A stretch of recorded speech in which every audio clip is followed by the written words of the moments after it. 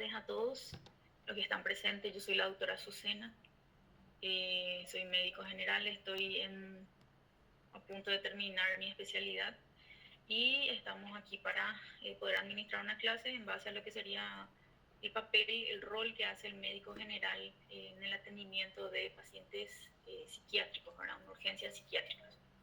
Este tema a mí me resulta muy importante porque muchas veces, como estábamos conversando con Evni, se piensa que el médico generalista es el que va derivando y muchas veces no es así. Nosotros en la guardia tenemos que encargarnos de esos pacientes que llegan con algún tipo de alteración mental.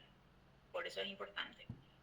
Y más que nada, estos pacientes que llegan a nosotros presentan un riesgo real para sí mismos, para su entorno, que serían sus familiares, etcétera, y para nosotros mismos durante su atendimiento, ¿verdad? Porque hay muchos pacientes que están muy agresivos en ese periodo de trastorno que están sufriendo en ese momento. Bien, entonces nosotros los médicos generales somos la primera línea que va a tener prácticamente contacto con esos pacientes que tienen algún tipo de problema en ese momento. Nosotros lo que tenemos que hacer es tratar de estabilizar y con la estabilización de ese paciente, ver la forma si es que podemos controlar en ese momento o si es que es para una derivación más oportuna. Entonces lo que tenemos como objetivo nosotros como médicos generales es garantizar la seguridad de nosotros mismos, del entorno del paciente, de nuestro entorno que son el personal sanitario, ya sea enfermeras, camilleros, ya sea el personal de limpieza, porque muchas veces sucede esto, ahora están agresivos los pacientes y afectan a cada uno de nosotros de alguna forma. ¿Sí? Tenemos que identificar si es que tienen algún tipo de trastorno médico que esté simulando un trastorno psiquiátrico en ese momento. Tenemos que hacer nuestra historia clínica bien precisa, anotando todos los puntos, que enseguida vamos a hablar de eso. Tenemos que tratar de estabilizar el cuadro de ese paciente en ese momento. Tenemos que ver si es que necesita o no internación o alguna derivación a otro centro especializado, ¿sí? Tenemos que ver con la familia si es que va a poder recibir ese apoyo, esa contención familiar en ese momento también, ¿verdad? Sí, a veces el paciente psiquiátrico llega solo, a veces llega con sus familiares y a veces llega con terceros, es decir, vecinos, amigos, porque justamente no está en moradía, ¿verdad? O sea, no está conviviendo con sus familiares.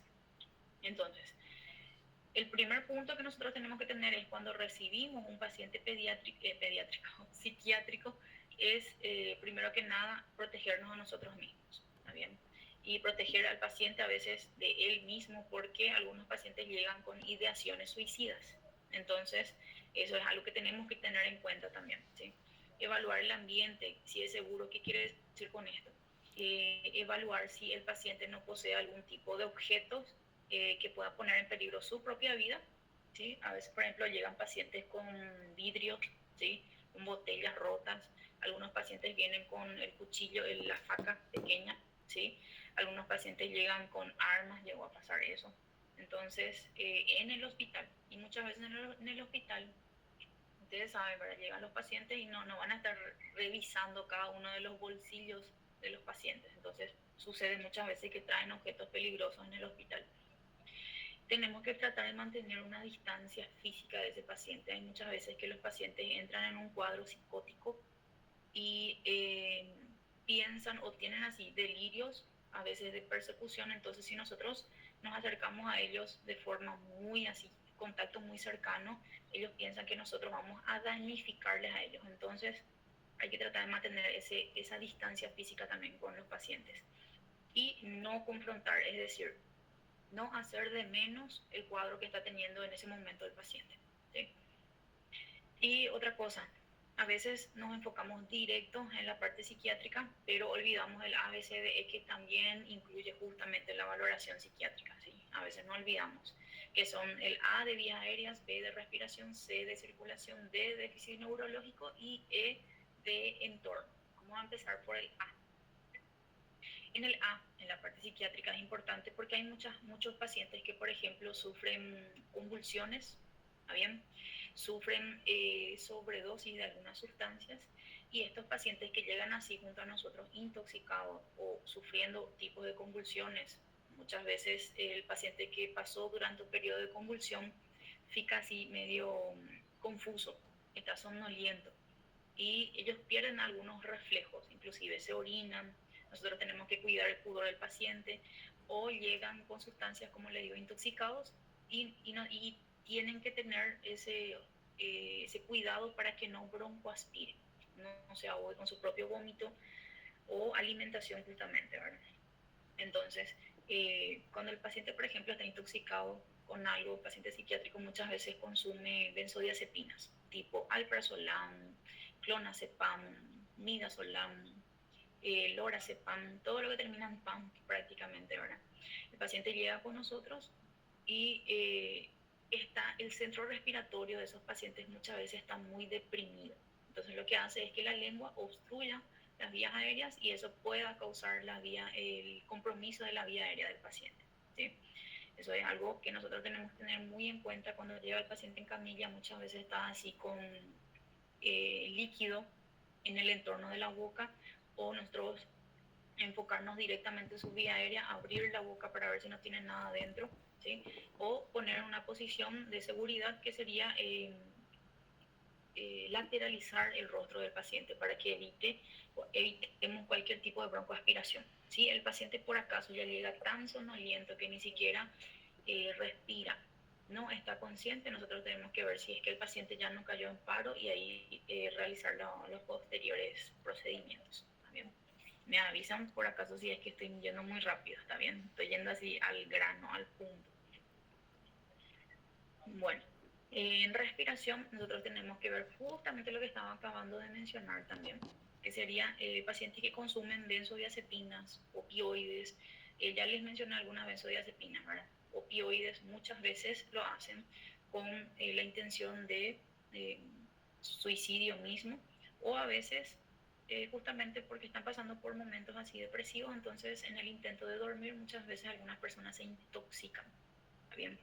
Entonces, muchas veces hay el extremo, o está muy somnoliento o el paciente está muy ansioso. Entonces, si está muy somnoliento, la respiración de ese paciente va a quedar un poco más lenta, muy lentificada por afección de ese centro respiratorio. Ahora, si el paciente está pasando por un cuadro de ansiedad, su respiración no va a estar lenta, va a estar mucho más hiperventilando, como se dice, va a estar mucho más agitado ese paciente, va a estar estimulado. Entonces, tenemos que observar también si está intoxicado, por ejemplo, con opioides. Nosotros tenemos una dosis de naloxona, se llama el antídoto para intoxicación para opioides, que solemos utilizar en urgencias, que es de 0.4 miligramos. ¿Está bien? Es una ampolla ya lista, viene así. Nosotros sacamos en una jeringa, a veces no se diluye, se puede pasar intravenoso sin problemas, o nosotros a veces diluimos en 10 ml y se pasa directo. Generalmente no hace falta ni dilución. Entonces, así es como le manejamos a ese paciente que nosotros estamos seguros de que es una intoxicación por opioides. ¿Cómo sabemos eso? Preguntando muchas veces a los familiares que están en el entorno. Muchas veces los pacientes tienen dolores crónicos y utilizan morfina a repetición, así, sin ninguna prescripción ya. Hay formas de conseguir morfina. Entonces, eso es lo que sucede muchas veces y le aplicamos la naloxona, ¿verdad? La naloxona ya viene hoy día en ampollas y viene también en spray de utilización directa, así en las fosas nasales. Y generalmente si no hay respuesta se hace 2 a 3 minutos después nuevamente. Y así, dosis y respuesta. Generalmente se utiliza hasta 10 miligramos. ¿Ok? Eso es en intoxicación de opioides. Ahora, en cuanto a circulación, hay muchas veces los pacientes que vienen con intoxicación por abuso de sustancias psicoestimulantes como lo son la cocaína, por ejemplo. ¿Está bien? Hay muchos pacientes que no precisamente vienen con un cuadro psiquiátrico, pero esta intoxicación por cocaína simula un cuadro psiquiátrico. ¿Está bien? Entonces nosotros tenemos que determinar si estamos ante un cuadro psiquiátrico o si es una intoxicación misma, que fue, por ejemplo, una noche solo, en salida con fiestas, con amigos, por ejemplo. ¿Sí? Entonces, esta intoxicación de cocaína, por ejemplo, va a afectar mucho el sistema nervioso central, produciendo mucha taquicardia. ¿Sí? El paciente va a estar muy estimulado. Si nosotros le tomamos la presión al paciente, el paciente está con la presión así, una crisis hipertensiva muy alta. Lo que tenemos que hacer así de primera línea en urgencias nosotros como médicos generales es aplicar una benzodiazepina. ¿Por qué? Porque antídoto para la cocaína no existe. ¿Está bien? Es más que nada tratar el cuadro sintomático que está teniendo el paciente. Está hiperestimulado, entonces nosotros como médicos generales lo que tenemos que hacer es tratar de calmar el cuadro. ¿Está bien? Y muchas veces, como les digo ahora, como hace una crisis hipertensiva, lo que podemos hacer, y en esa crisis hipertensiva hace una vasoconstricción extrema, lo que podemos hacer es vasodilatar. Nosotros generalmente utilizamos nitroglicerina o nitroprusiato. Bien, entonces dos cosas tienen que recordar. Primero que nada, primera línea, benzodiazepina, que utilizamos más generalmente en urgencias, diazepam. Bien, diazepam se hace intramuscular directo. Nosotros tenemos diazepam de 5 y de 10 miligramos. Le aplicamos directo intramuscular al paciente. ¿Se puede hacer intravenoso? Se puede. ¿Está bien? Ahora, mida y lorazepam. Entre mida y lorazepam tenemos que ver mucho el tiempo de acción. ¿Está bien? Lo que más se utiliza es diazepam. Ahora, midazolam es un medicamento un poco más potente. Ustedes van a ver entre las benzodiazepinas. ¿Está bien? Que se utiliza más para intubación, más para anestesias generales, etc. ¿Está bien? Entonces, para términos de intoxicaciones, por ejemplo, con cocaína, que simule un cuadro psiquiátrico, entonces nosotros utilizamos las benzodiazepinas, de preferencia en este caso diazepam. En cuanto al déficit neurológico, gente, hay muchos pacientes que vienen justamente con cuadros de ataque de pánico, ¿sí? Y ansiedad. Eso es lo que más nosotros como médicos generales vamos a recibir, ¿está bien? En toda esa revisión del paciente no podemos olvidar el Glasgow, ver cuánto está el Glasgow del paciente y ver las pupilas, si están dilatadas, si están midriáticas o si están mióticas, ¿está bien? Porque si están mióticas, por ejemplo, nos puede decir justamente guiar más hacia un cuadro de intoxicación por opioides, ¿está bien? Y nosotros creemos que el paciente está somnoliento por cualquier otra cosa, pero había sido se intoxicó con opioides, ¿está bien? Y como les digo, siempre descartar cuadros médicos que estén simulando cuadros psiquiátricos. No se olviden de eso, ¿está bien? Entonces, puede ser un paciente que tenga un cuadro de hipoglicemia. Y gente, el paciente que tiene hipoglicemia muchas veces o está somnoliento o muchas veces en el otro extremo está agitado, ¿sí? Está frío, está sudoreico, ¿está bien? Entonces el tratamiento simple va a ser medir la glicemia, o sea, glicemia capilar y corregir su glicemia. Nosotros utilizamos generalmente suero glucosado 50 ml y vemos dosis respuesta, ¿está bien? Nosotros no podemos darle a un paciente que está inconsciente algo para beber de forma oral, ¿está bien? Si el paciente está consciente, perfecto. Le conseguimos la Coca-Cola, no tiene que ser esa Coca-Cola sin azúcar, tiene que ser con azúcar mismo, ¿sí? Generalmente nosotros le conseguimos ese tipo de bebidas, 200 ml, y generalmente ya responde rápidamente. ¿Bien? Paciente con abstinencia alcohólica, gente, no se olviden, este tipo de pacientes muchas veces ahora con cuadros psiquiátricos como fondo, ahora generalmente depresión. Nosotros tratamos con benzodiazepinas una vez más. Lo que más yo voy a hablar en esta clase es benzodiazepinas y antipsicóticos. ¿Está bien? Lo que más utilizamos en urgencia es benzodiazepinas, que puede ser diazepam, lorazepam o alprazolam. Y en cuadros psicóticos, por ejemplo, utilizamos mucho haloperidol. ¿Está bien? Sí, vamos a hablar de eso. Entonces, el entorno y exposición, que es lo que más nosotros evaluamos aquí como médicos generales, que el paciente no revisar todos los bolsillos, todos los bolsos del paciente para ver si no tiene objetos que justamente en ese momento le pueda afectar o al personal de salud, nosotros mismos o a él mismo. ¿Está bien? Y también si no tiene las sustancias justamente que el paciente estaba consumiendo en ese momento para tener una noción de si se trata de un cuadro de intoxicación. ¿Está bien? Entonces, ¿cuáles son las causas médicas que van a simular urgencias psiquiátricas? Son la hipoglicemia que estábamos hablando recientemente, y gente, paciente adulto mayor muchas veces viene somnoliento o delirando. ¿Por qué? Porque tiene un cuadro de infección urinaria que está afectando ya el sistema nervioso central. ¿Está bien?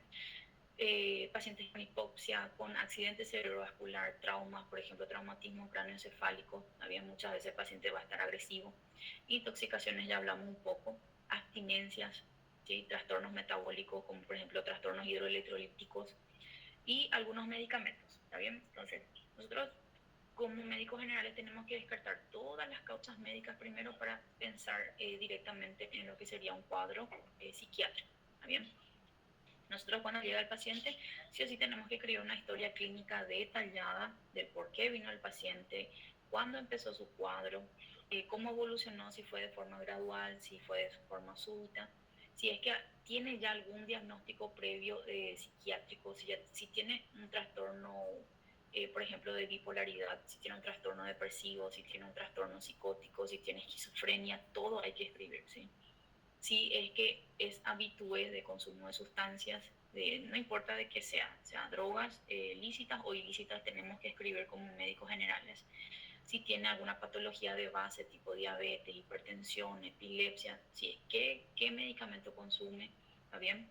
Si es que es apegado al tratamiento psiquiátrico en este caso, si es por ejemplo trastorno bipolar, si es apegado a su lamotrigina, si es apegado a su litio, ¿ok? Entonces tenemos que escribir todo, ¿sí? El contexto psicosocial, si vive solo, si vive acompañado, todo esto, ¿ok? Y la evaluación del estado mental más que nada, ¿verdad? Nosotros tenemos que ver en la historia que nosotros estamos escribiendo, describir cómo se encuentra el paciente, ¿está bien? Nosotros tenemos que ver si el paciente vino así sucio, así en simples palabras, si es que tiene higiene personal. Hay pacientes, por ejemplo, que tienen trastornos mentales, por ejemplo, moradores de Cuba, ¿verdad? Que ya vienen así sucios muchas veces, ya vienen ya así con una, como nosotros decimos, con una pinta ya que habla por sí solo. Bien, tenemos que ver si el paciente habla con nosotros, si se pone a la defensiva, si él está agresivo, cómo habla. Hay veces que ese paciente que está intoxicado o que tiene ideas o delirio de persecución, muchas veces él habla rápido y como si fuera que se le está persiguiendo. Muy bien. Cómo está el paciente en cuanto a estado de ánimo, si está triste, si está depresivo, si es que está muy agitado, ¿sí? Que está pensando y hablando bien de forma coherente, ¿sí? Si no tiene alucinaciones, delirios, cómo está cognitivamente ese paciente. Y por último, si es que él está consciente de su propia enfermedad. Todos nosotros tenemos que escribir estas cosas que yo les puse aquí. Nosotros escribimos como médicos generales cuando estamos ante un paciente así. ¿Okay?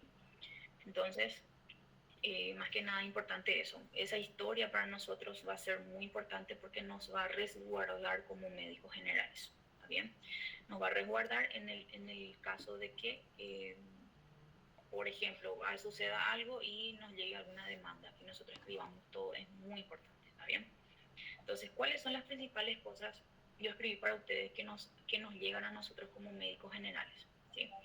Agitación psicomotriz es lo primero, ¿sí? La agitación psicomotriz, por ejemplo, es cuando el paciente está, justamente como dice la palabra, está en un periodo muy agitado, ¿sí? El paciente está así ansioso, está hablando rápido, el paciente está con trastornos así psicóticos, está con delirios. Lo que más viene el paciente para nosotros es con delirios de persecución, ¿está bien? Que le están persiguiendo, que le están robando. Yo recibí muchos pacientes así que me decían que le están persiguiendo entes, por ejemplo, y en ese momento nosotros no podemos, por ejemplo, tomar una actitud confrontativa con el paciente. Tenemos que hablar en tono de calmado con él y solamente contención física, que quiere decir asegurarle al paciente. Muchas veces nosotros necesitamos llamarle al personal de enfermería, hombres generalmente, ¿verdad?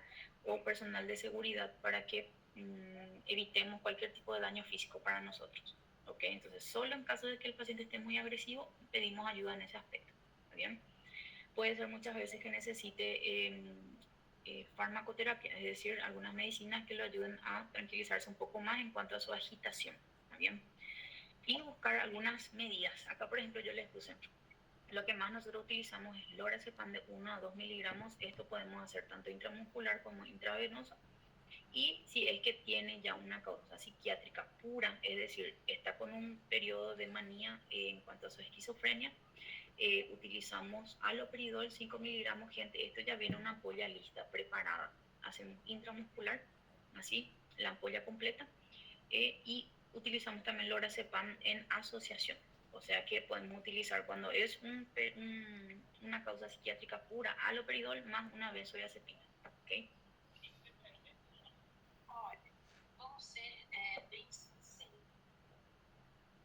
Hola. No, doctora, puede seguir. Ah, pensaba que me hablaron.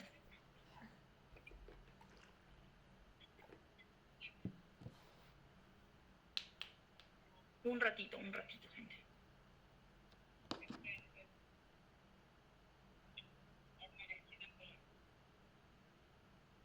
Listo. Disculpen, gente, tenía que responder algo aquí. La crisis de ansiedad, gente, y ataque de pánico es lo que más nosotros recibimos en urgencia. Eso es lo que más recibimos, ¿sí? Y es un cuadro que prácticamente hoy día está muy en auge. Es decir, el paciente con crisis de pánico o ansiedad viene con un dolor en el pecho muchas veces que no tiene causa médica aparente. ¿Sí? El paciente dice, ya me hicieron el electro, ya me hicieron ecocardiograma, ya me hicieron todo, no encuentran el motivo. Eso es lo que más dice el paciente. O viene con dificultad para respirar, o hiperventilación, o sudando, o llorando inconsolablemente. Esos son los síntomas con el cual viene el paciente con crisis de ansiedad. ¿Está bien? Y nosotros tratamos de contener al paciente, ¿está bien? Tratamos de decirle que respire, por eso dice respiración guiada, ¿sí? Las benzodiazepinas que solemos utilizar es alprazolam, ¿está bien? Esto es lo más común, ¿ok? Si es que puede tragar tranquilamente, le damos vía oral alprazolam. ¿Cuál es la dosis que nosotros utilizamos? 0,25 a 0,5. Hay veces que el paciente es un poco más grande y le damos una dosis de 1 miligramo directo, ¿está bien? Eso es lo más común. Ahora, generalmente tratamos de no aplicar diazepam intramuscular porque, como dice ahí, tiene una absorción errática. O sea, a veces se puede absorber de más o a veces no se absorbe. ¿Bien? El clonazepam acostumbramos a no dar, por más que yo ya he visto en guardias que se dan, porque es un medicamento que tiene una vida demasiado prolongada. ¿Está bien? Ahí les hice un resumen de todos los medicamentos, las benzodiazepinas que nosotros solemos utilizar. ¿Está bien? Y con las dosis y generalmente en qué situación le damos. ¿Está bien?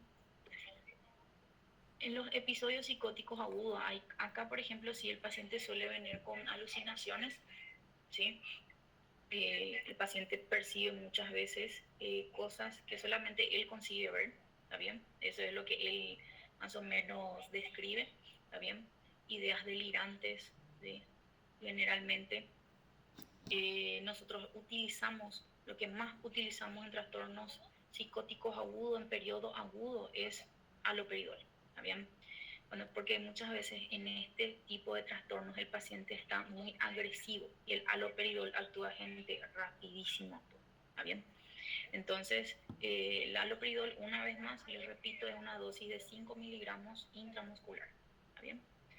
Eso es lo que más utilizamos, ¿está bien? Ahora, el paciente viene con una intoxicación por sustancias, que muchas veces, como les digo, simula mucho un trastorno psiquiátrico puro. Tratamos con benzodiazepina, ¿está bien?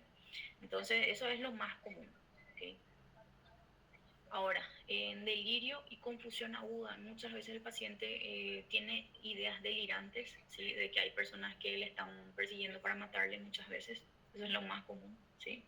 Entonces, nosotros lo que hacemos es, si el paciente está muy agitado, si está muy agresivo, ahí damos un antipsicótico, que sería el haloperidol una vez más. Pero si el paciente tiene ideas delirantes, pero no está agresivo, no está hiperestimulado, tratamos de no dar fármacos, sino que hablar con el paciente, mantenerlo en un ambiente un poco más tranquilo, en una sala de observación que nosotros tenemos en urgencias, ¿está bien? Tratamos de mantener el ambiente calmo, tratamos de hidratarle, ¿ok? Y eso es lo que hacemos generalmente. ¿Bien? Eso es así rápidamente. ¿Bien? En síntesis, el médico general tenemos que tener algunos criterios para poder hospitalizar al paciente, ¿está bien? Como son el riesgo a sí mismo de suicidio, ¿sí? O a terceros, ¿ok? Cuando el paciente no se puede cuidar a sí mismo porque está en una situación de vulnerabilidad, por ejemplo, de que no tiene familia o no tiene una casa propia o vive en la JUA, como se dice, cuando está cuando tienen intoxicaciones severas que ya requieren, por ejemplo, intubación, nosotros también vemos para hospitalizar sí o sí al paciente, o cuando está delirando o tiene una abstinencia muy grave al alcohol, ¿está bien? O una intoxicación muy grave a las benzodiazepinas. Pero como les digo, generalmente tienen sus antídotos que nosotros podemos resolver en ese momento, ¿está bien? Ahora, gente, los aspectos médicos, ¿sí? Tenemos que ver que tratar de empatizar con el cuadro del paciente en ese momento, no confrontarlo, ¿está bien?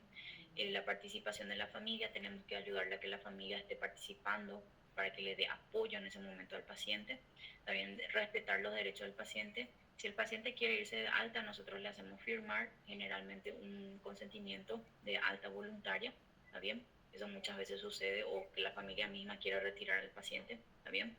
Y no olviden registrar detalladamente la historia clínica del paciente para que ustedes no se vean afectados en algún momento por alguna demanda, ¿está bien? Nosotros los médicos generales tenemos que cuidarnos mucho en ese aspecto, ¿sí?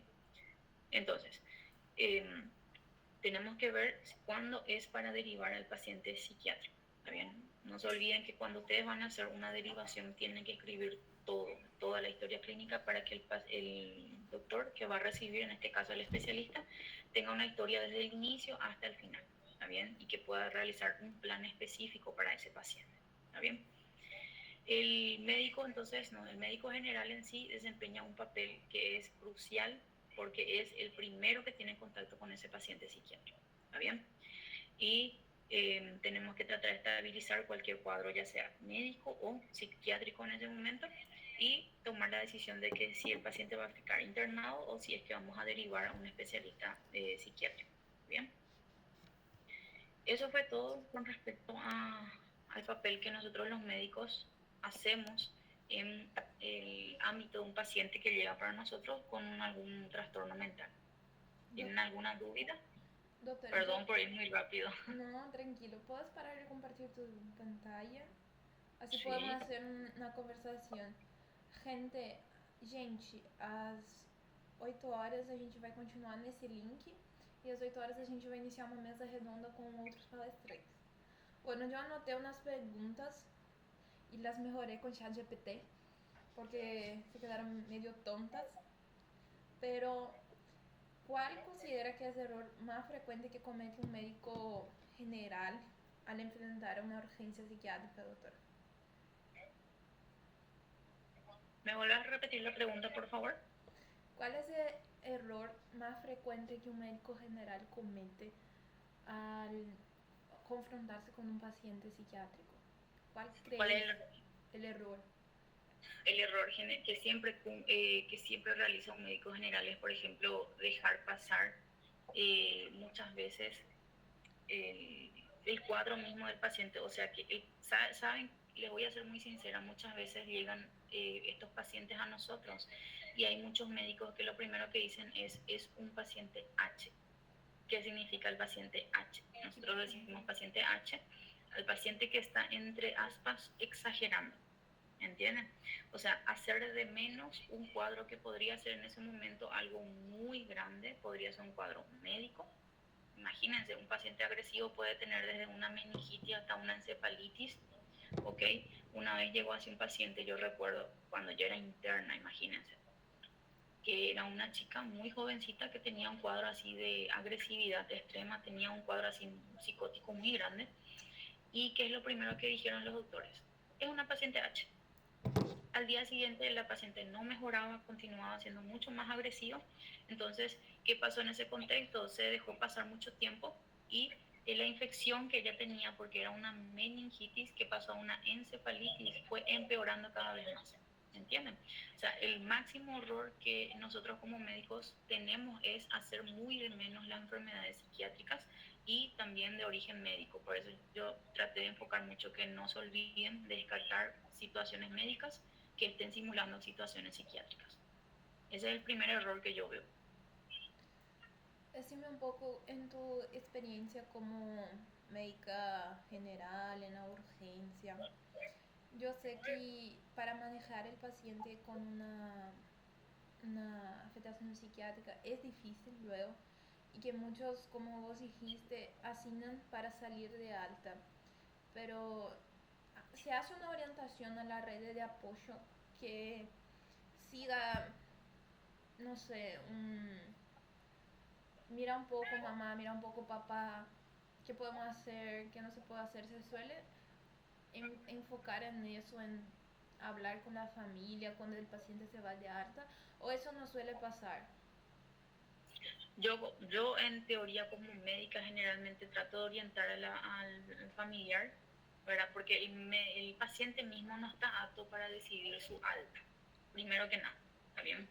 Entonces lo que nosotros tratamos de hacer es avisarle que el cuadro puede tratarse de algo mucho más grave, que si no se trata en ese momento, eso puede empeorar, porque el paciente viene así con a veces situación de depresión muy profunda, ¿verdad?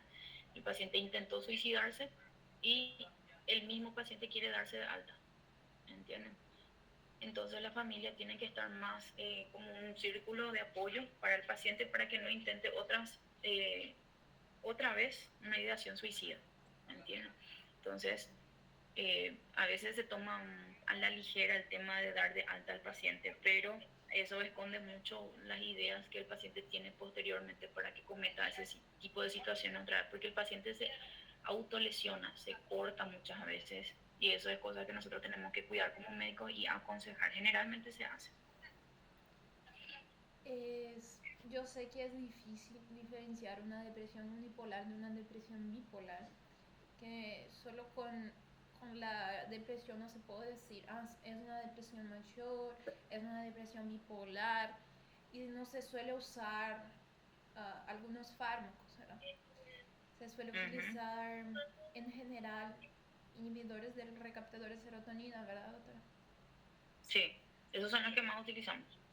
Y para que no se sobreestimule el paciente y salga de una depresión, ingrese a una manía y vuelva al servicio con otra afectación. Sí, por eso tratamos de ajustar las dosis de esos pacientes, porque hay veces que se pasa de algo pequeño a algo mucho más severo. Y con relación a General, generalmente se utiliza mucho la sertralina.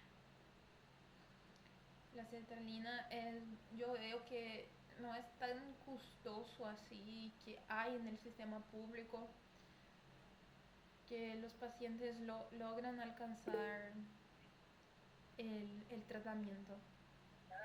Sí, Pode abrir o microfone, Cleidiane. Olá, buenas noches. buenas noches. Excelente explicação, doutora.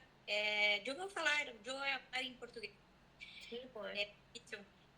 Então, doutora, excelente explicação. Abordou os temas assim essenciais, né? E de extrema importância. Eu fiquei com uma dúvida com relação. Na verdade, é mais como a gente pode proceder posteriormente. Na verdade, é mais que isso do que uma dúvida em si. Por exemplo, o paciente veio para a gente nesse quadro e não tem um familiar presente, não está acompanhado de ninguém, porque pode acontecer, né? Então, ele veio e não tem para quem a gente repassar informações do quadro desse paciente. E ele vai de alta, por exemplo. Como suceder com relação a isso para nos respaldar? Por quê? Eu tenho uma dúvida seguinte. Ele foi para casa, eu não consegui relatar para ninguém que ele está sofrendo ou passando por um quadro deste. E ele veio posteriormente a se suicidar, por exemplo. Além do nosso respaldo de prontuário médico, o que mais a gente pode fazer para posteriormente surgir alguém ou um paciente no futuro que venha colocar um processo como, por exemplo, o que a gente deve fazer para se respaldar com relação a isso? Não sei se eu fui clara com a minha pergunta. Sí, fuiste muy clara. Bueno, te voy a explicar y te voy a ir explicando paso a paso justamente porque generalmente llega para nosotros pacientes sin familiares, ¿sí? Primero que nada es evaluar y atender al paciente así como un todo por igual. Nosotros no podemos atender al paciente que está acompañado de una forma o al paciente que no está acompañado de otra forma. Es todo igualitario la atención, eso es primero que todo, primero que nada, ¿está bien? Segundo es que tenemos que registrar absolutamente toda la información en la historia clínica, eso nosotros ya sabemos, ¿verdad? Desde todo llega, paciente llega familiar, paciente llega acompañado, se intentó contactar con los familiares, nosotros escribimos todo eso, ¿sí? Intentamos inclusive, o sea, tratamos de registrar los intentos generalmente, si no viene con una orientación al paciente, si está somnoliento, si tenemos o no consentimiento informado, si el paciente puede firmar o no, si el paciente está consciente o no. En síntesis, si es capaz o no de decidir por sí propio. Después tenemos que tratar de activar el trabajo social, ¿okay? Que es la vía más segura. Generalmente el trabajo social lo que intenta hacer es intenta localizar a los familiares, intenta verificar si hay datos de ese paciente y se labra así un acta institucional de paciente que sin acompañante se llama. Ese es un acta que se suele hacer. ¿Está bien? Ese documento, por ejemplo, a nosotros nos protege porque ese documento lo que va a hacer es confirmar que nosotros hicimos todo lo posible para que el paciente fique internado. ¿Ok? Entonces, en caso de que el paciente sufra así un riesgo social o, por ejemplo, esté en estado de abandono, nosotros tenemos que activar al trabajo social, ¿sí? Tenemos que avisar a las autoridades competentes, tipo la CODENI, en el caso que sea un adolescente, por ejemplo, o a la policía, hacer todos esos pasos para que nosotros consigamos protegernos, para que no haya demandas. ¿Está bien? Perfecto, doutora, gracias. Ok, de nada.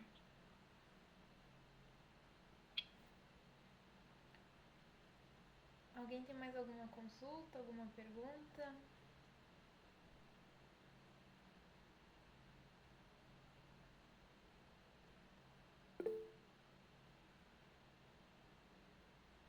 Pode abrir o microfone. Boa noite. Buenas noches. Até que ponto o profissional de saúde psiquiátrica deve agir como deve agir para não se envolver muito com o contexto patológico do paciente, e quais são as características, são duas perguntas, né? E quais são as características essenciais que você percebe para se tornar um bom psiquiatra, e para que, se porventura um médico psiquiatra pode ser afetado por alguma patologia assim tão grave e virar outro. Claro que pode, né? Mas qual a incidência disso? Tu pregunta de hasta qué punto el profesional de salud puede actuar o envolverse con la patología del paciente está muy bueno ahora. Porque muchas veces nosotros nos sentimos impotentes y no creas, ¿verdad? El médico muchas veces se vuelve muy frío, ¿sí? Hasta el punto de tipo blindarse para no tener sentimientos que pueda, ¿cómo se dice? Hacer que se quede vulnerable el médico ante la situación del paciente. Ese es un trabajo continuo que nosotros tenemos. Al principio, les soy sincera, al principio son casos muy chocantes. Yo al principio cuando hacía unos atendimientos, muchas veces yo me iba así en el baño, empezaba a llorar muchas veces, ¿verdad? Porque yo por ejemplo tengo una debilidad muy grande hacia los pacientes idosos, ¿verdad? Entonces yo cuando veo un paciente idoso que está desprotegido, que viene así con cortes, o que no está siendo cuidado por su familiar, es algo que hasta hoy día me choca mucho, ¿está bien? También pacientes pediátricos, así que total descuido, ¿está bien? Yo creo que con la práctica uno se va anestesiando un poco más, vamos a decirle, de esas situaciones. Las primeras veces que nosotros atendemos pacientes así, les confieso que no es nada fácil. Yo creo que ustedes, cada uno de nosotros vamos a pasar por lo mismo. Y es cuestión de velar por lo que va a no perjudicar al paciente en ese momento. Nosotros tenemos que ser claros en lo que tenemos que hacer y no hacer. Una de las cosas que tenemos que hacer es preservar la vida del paciente más que nada, y lo que no debemos hacer es tanto envolvernos sentimentalmente con el cuadro del paciente. Es muy chocante decir así, pero tenemos que tener para no envolvernos a nosotros emocionalmente. Si nosotros nos envolvemos emocionalmente, nuestra razón cambia, ¿entienden? No razonamos, no podemos pensar con orden, y eso es algo que nosotros tenemos que trabajar constantemente con la práctica en el momento de decidir qué es bueno y qué no es bueno para el paciente. Eso es una lucha constante. Su otra pregunta fue en relación a la incidencia de afectaciones psiquiátricas en el médico psiquiatra. Sim, exatamente isso. De tanto atender este tipo de pacientes, ¿cómo nos afecta a nosotros? Es la pregunta. Sí, en particular, ¿cómo afectan a los especialistas? Si sabes de Realmente, realmente yo conozco muchos especialistas que ya están anestesiados, ¿sabes? Ya, por ejemplo, al principio ellos se envolvían mucho con las patologías del paciente. Es como cuando nosotros, ¿verdad? Cuando estudiamos medicina, estudiamos cada patología y creemos que tenemos todas las patologías, ¿verdad? Entonces, después uno ya se va dando cuenta, el especialista sabe diferenciar, y muchas veces sí dicen que el psiquiatra se queda más loco que el paciente, ¿verdad? ¿Por qué? Porque es un montón así de cosas que tiene que ver a diario y que tiene que tratar de no envolverse, porque si el psiquiatra, eso es lo que pasa, cuando el especialista se envuelve demasiado, cuando deja que la patología del paciente entre mucho en él, es donde empieza el problema, ¿ok? Por eso les digo, a veces suena un poco frío, pero no tenemos que envolvernos emocionalmente con la patología, sino que razonablemente con la patología. Perfecto. No sé si respondí a tu pregunta. ¿Wally? Sim, obrigado. Ok. ¿Alguien más tiene alguna pregunta? ¿Podemos liberar a la doctora? Bueno, doctora, ya que nadie te va a preguntar, yo quiero agradecer por tu tiempo, por la charla, por las informaciones. En nombre de la Liga Académica de Psiquiatría, fue un inmenso placer tenerte este tiempo con nosotros. Y me gustaría decir que sos increíble y que agregaste mucho a nuestro conocimiento en el Explorando la Psiquiatría, que se ve más rico de conocimiento cuando tenemos a alguien con experiencia, con una sensibilidad mayor a lo que es la medicina general y la psiquiatría, porque estas se interponen y se ponen como una cosa que sí vamos a ver, y mucho, cada vez más. Entonces, muchas gracias. Y tengo mucho cariño por vos porque fuiste mi docente, te quiero mucho. Y te agradezco de corazón, de verdad. Muchísimas gracias, Vini. Yo que estoy agradecida por permitirme hacer esta charla, esta clase, poder aportar un poco de conocimiento para ustedes. Para mí significa muchísimo. Yo quedo muy satisfecha cuando las personas me hacen preguntas, porque sinceramente siento que si prestaron atención, le dieron la importancia necesaria a estos temas que para nosotros muchas veces decimos que son clases, aulas, pero no sirve para la vida después. Entonces, yo que estoy agradecida por darme la oportunidad de estar aquí con ustedes, y espero que se repitan más oportunidades. A nosotros también. Gustamos mucho de tenerte acá, esperamos tenerte más veces, tal vez por más tiempo. Encantadísima. Gracias, doctora. Te voy a liberar para que puedas descansar un rato. Y eso, yo voy a parar la grabación.